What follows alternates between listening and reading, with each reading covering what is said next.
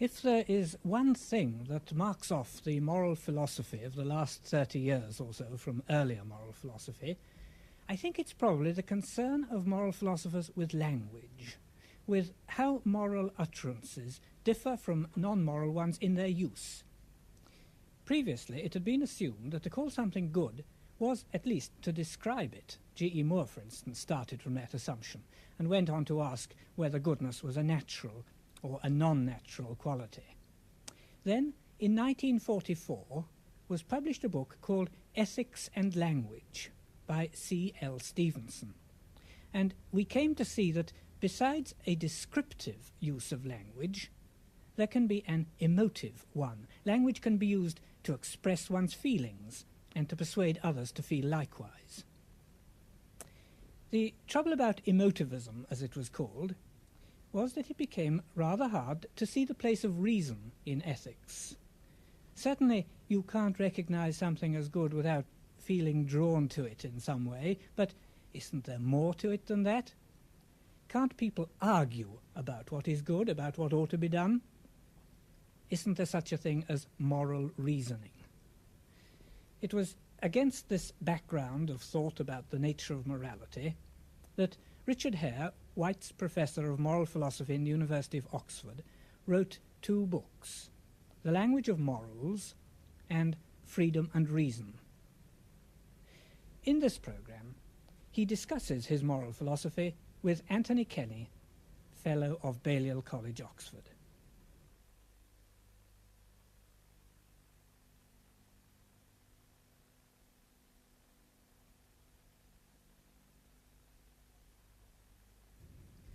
Professor Hare, before we start our discussion, I wonder if you could give the students a statement of your basic position. You mentioned in a preface of a recent book that you were first interested in moral philosophy because of an interest in actual moral problems. What was it that started you off? Well, I suppose it happened just before and during the Second World War. In the 30s, there was a lot of unemployment, a lot of poverty, much worse than anything that's happening here now. And it raised problems about inequalities of wealth, for example, and then there was the problem of war itself, whether it is ever right to fight. And of course, behind these there loomed bigger problems about what one's purpose ought to be in life anyway. These were moral problems, all boiling down to questions of what one ought to do, and they were pressing because one had to decide what to do. For example, whether to join the army when Hitler started his war. I never thought of moral problems as anything else but extremely practical ones. Perhaps that's why I became a prescriptivist. I only became clear about how philosophy could help after the war, though I was thinking a lot about philosophy during it. It became clear to me that the first step in tackling any difficult question is to understand what it is you're asking, and this involves knowing the meaning of the words in the question. I came to this conclusion partly, I suppose, as a result of reading what Plato said about Socrates, who started the business, and partly as a result of contact with the new school of analytical philosophy. I thought that if one was to answer questions about what one ought to do, one had to know what ought meant, and I realized that I didn't begin to know what it meant. And to try to find out what it meant was doing moral philosophy. Another reason why we have to find out what such words mean is that only then shall we be clear about their logical properties. And we won't be able to tell whether arguments about what we ought to do are good arguments or bad arguments until we know what the logical properties of the words are. For only in that way can we tell what follows from what propositions are consistent with one another, and so on. So philosophical analysis really is indispensable if we're going to get to the bottom of any difficult problem in morality. Though I don't say that it's the only thing we have to do, because usually there are very difficult factual questions involved too, about the consequences of the alternative actions. I'll try and show you what I mean by taking the word ought, because it's perhaps the simplest of these words.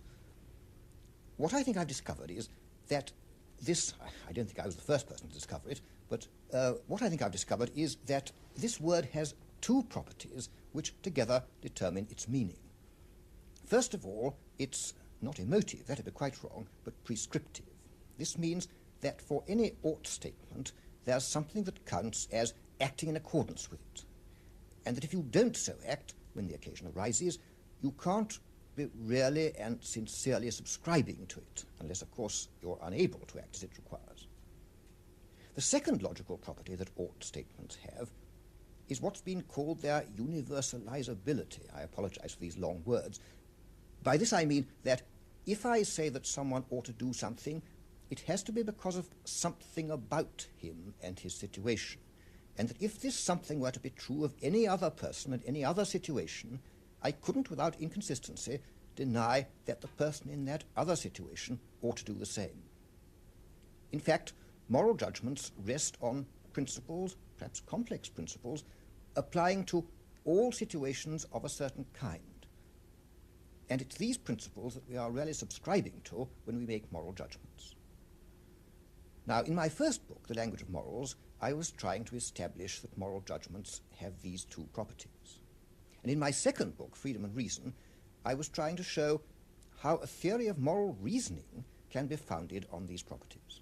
Well, both these books have been extremely influential. I think that in this country and abroad, people have looked at many questions in moral philosophy quite differently as a result of reading these books. But I'd like to focus, if I may, on some of the criticisms that have been made of your position.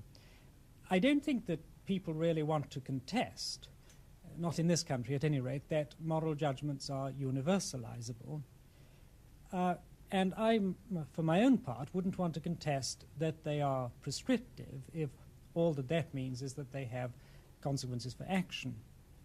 But I am rather doubtful whether these two characteristics that you pick on, of being prescriptive and being universalizable, are sufficient to characterize what is special about morality and moral judgments.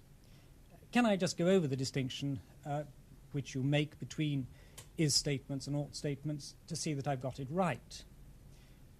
You have, first of all, is statements, which are descriptive. They describe things, they say what the world is like, and they're universalizable. If I describe this piece of paper as white, I have to describe anything which resembles it in the relevant respects as white. At the other extreme, you have imperatives, commands. These are prescriptive, that is, they tell us what to do, but they're non-universalizable. If I ask you to pass the butter, this is prescriptive, it tells you something to do, but it isn't universalizable. I don't mean that everybody situated as you are has to pass the butter. In between these, we have ought statements, and they share with imperatives the characteristic of being prescriptive, telling us what to do, but they share with is statements the property of being universalizable. Is that fair as a statement of your position? Well, I think I'd accept it as a summary statement of my position. Of course, one has to oversimplify. Naturally. Now, the question that I want to put to you is whether this is really an adequate characterization of moral judgments. And suppose that a society had a set of precepts, say that they were dietary precepts. One was not to eat beans, say, or one was not to eat cabbage. Suppose that these were regarded as prescriptive judgments. Obviously, there are conclusions to be drawn about action, not to eat beans, not to eat cabbage. And these are universalizable. These people believe very firmly that human beings, all human beings, should refrain from eating beans or eating cabbage. Now, it seems to me that if this is all we're told about the people in this society, we can't yet say that this is a moral system that they have. Well, I think I should like to say to that I don't attach enormous importance to the word moral. What I attach importance to is having a set of principles to live by. Now, I don't care frightfully whether you call them moral or not, but if these bean eaters that you describe really stuck to eating beans through thick and thin and let that principle override all sorts of principles we call moral principles, in the same way as that in which some people even nowadays do to certain sexual taboos, then I think I would call them moral principles, just like people call these sexual principles moral principles. The people that I had in mind were really people who wouldn't eat beans. I'm sorry. I chose negative principles deliberately, but never mind that.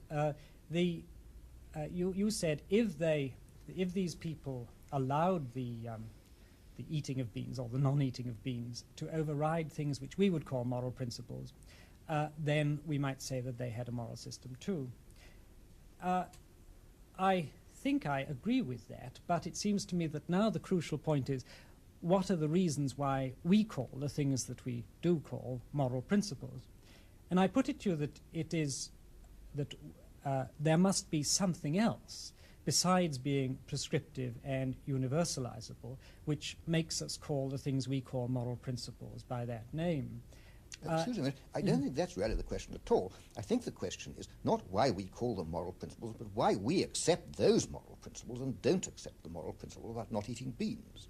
But you would they're both moral principles, and I think an explanation to be given of why we or why I don't include the thing about not eating beans in my set of moral principles, if that's what you'd like.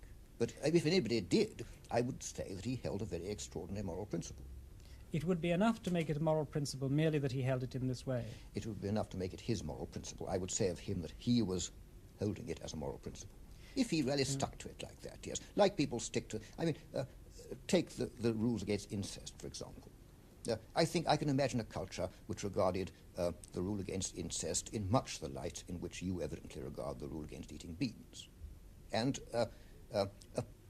two people in that culture could be having the same discussions we're now having with the examples turned round. And you would be saying to me, suppose somebody thought it frightfully wrong to, say, go to bed with his sister.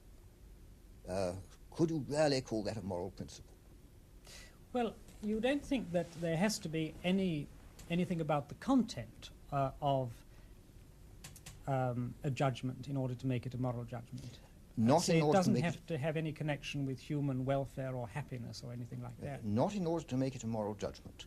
Of course, once one has accepted the formal properties, which I say moral judgments have, namely prescriptivity and universalizability, I think I can give you very good reasons why we all accept the moral principles we do, which nearly all of them have something to do with human happiness.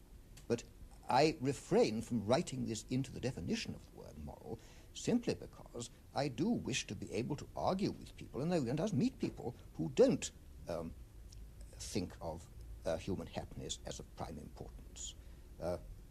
Nietzscheans, for example. I want to be able to have an argument with them. I want to start far enough back, as it were, in order to catch them into the argument, so that I can use the purely formal properties of the words in order to reason with them. If we ruled them out at the beginning as not just not having moral opinions at all, the argument could never begin. They would go on with their opinions, we would have ours, and we couldn't reason with them. If you restrict yourself to the purely formal properties in that way, then it isn't at all clear what reason anybody has for adopting morality at all, that is, for talking the type of language which is characterized by the formal properties you mention. If morality is closely connected with human happiness, then one can see why somebody, either through prudential reasons or benevolent reasons, would have an interest in talking about morality. But if morality need not as such have any connection with happiness, why should anyone trouble about moral language? Well, the beauty of it is that when the moral words are defined in terms of their formal properties, although we haven't written anything about human happiness into their definition, nevertheless, we can see extremely good reasons why people should want to have a set of words in their language having those properties, simply because if you are trying with the other people in your society to come to a set of principles expressed, say, in terms of the word ought, with those formal properties, which you can all accept, that to say, if I may repeat, if you're trying to find a set of kinds of behavior that all of you can prescribe universally for the behavior of all of you, whether or not, of course, you don't start, that's to say, with any content into the which is going to be written into your definition of morality. But if you just start off with those formal principles, it's obvious, I think, why people will be likely to accept a set of such universal principles for the behavior of all of them, which will be directed towards the increase in human happiness. Isn't this obvious? I think that it's obvious that they will be keen to increase human happiness. Whether they will think that this is best done by adopting a particular style of the use of language is, I think, rather a different matter. But perhaps I could connect with this something that seems to me to have been a development in your own interest over the years. You, in the language of morals, you were interested mainly, I think, in an ethical problem, a problem about the nature of moral judgment, a philosophical problem, about the distinction between moral judgments and other sorts of judgment. You described yourself as a prescriptivist, and you named your opponents descriptivists. Descriptivists being the people who thought that moral judgments were in some way judgments about the world, judgments that told us how the world was. And you, as a prescriptivist, said that no, when one is making a moral judgment, one is essentially prescribing for oneself and for others. Now that's an ethical distinction, a distinction about the nature of moral language. There is another moral distinction which can be contrasted with this. That is the distinction between absolutist moralities and consequentialist moralities. Let me explain what I mean.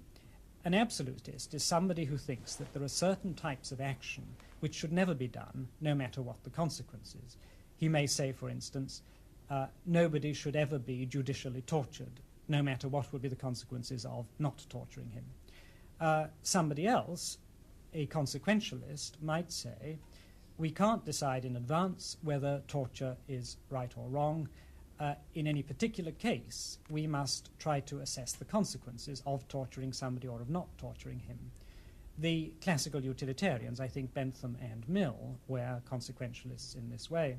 Now, one can combine these two distinctions in various ways. You can be a prescriptivist absolutist, or you can be a prescriptivist consequentialist, and you can combine consequentialism with prescriptivism or with descriptivism.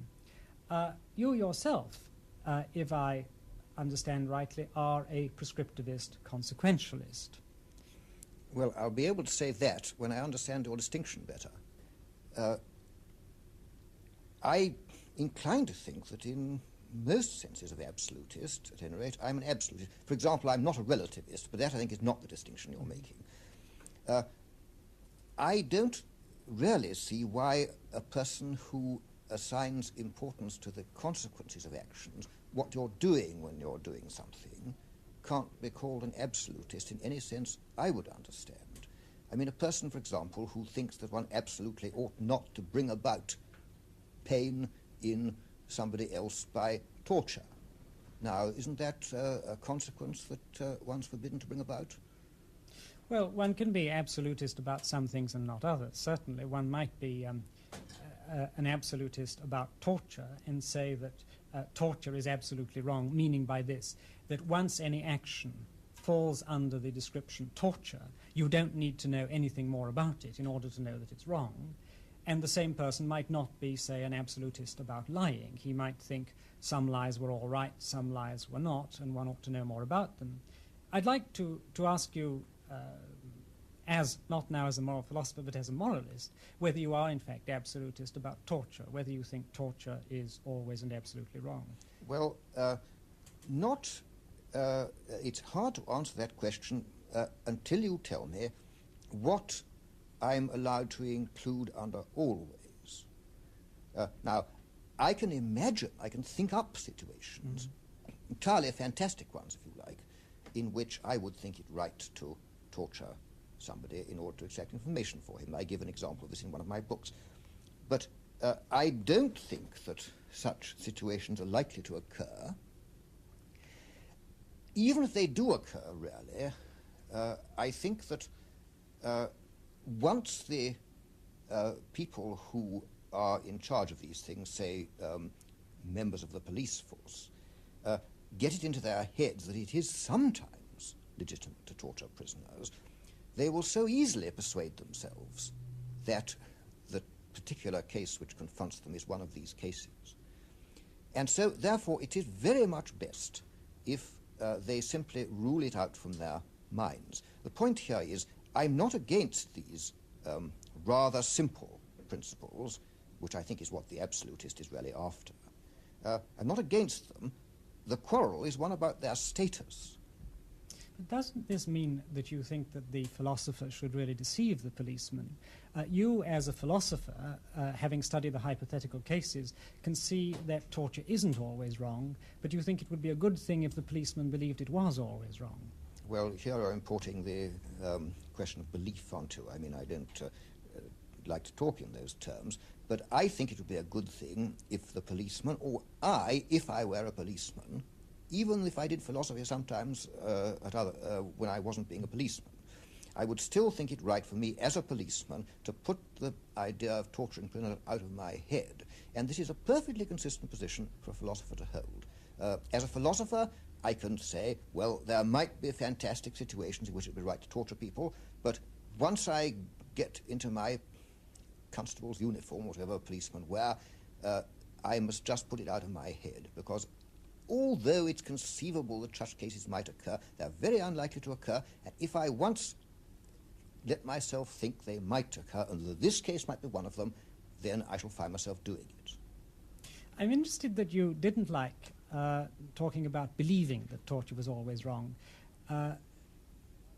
I take it that when you express what I would call a moral belief, what I can get from this, on your view, is not any information about the world, but only information about you. If you tell me that torture is always wrong, then all I can really learn from this is a certain resolution that you have taken, rather than anything about the world. Well, as in the same sense that if you tell me that the train left 5 minutes ago, all you can get from watching me say that, or listening to me say that, is an information about what I believe about the train. No, because if I think that your belief has been correctly arrived at, and knowing you to be the kind of person you are, I would assume it had been, I can get the further information that the train leaves at that time. Well, then let's be quite clear about this. There are two things, at least, but anyway, two things that happen when I tell you the thing about the train. One is you, from my behavior, gather that I believe something, and that's a piece of information. You also, if I'm an honest man and well-informed, gather some information about the train. Now, if I tell you that I think that torturing is always wrong, you get, parallel to the first of those, some information about what I think about torturing. The second thing that happens, however, is different. What I have conveyed to you, and what, if you agree with me, you will think, will be that torturing is wrong, which is something prescriptive. But I don't get any information about any objective moral values. And I think that this is what some of your critics have had in mind when they say that your view annihilates moral values. You've denied that you do this, but it seems to me that you do annihilate moral values in the same sense as somebody annihilates Santa Claus when he tells a child that Santa Claus doesn't exist. Of course, it would be an awful pity to annihilate Santa Claus if Santa Claus was doing any good. But if either he didn't exist, or he wasn't doing any good, or if the belief in him might have been doing positive harm, then it wouldn't be a bad thing that people should learn that he doesn't exist and learn to get on without him. Thank you very much, Professor Hurt.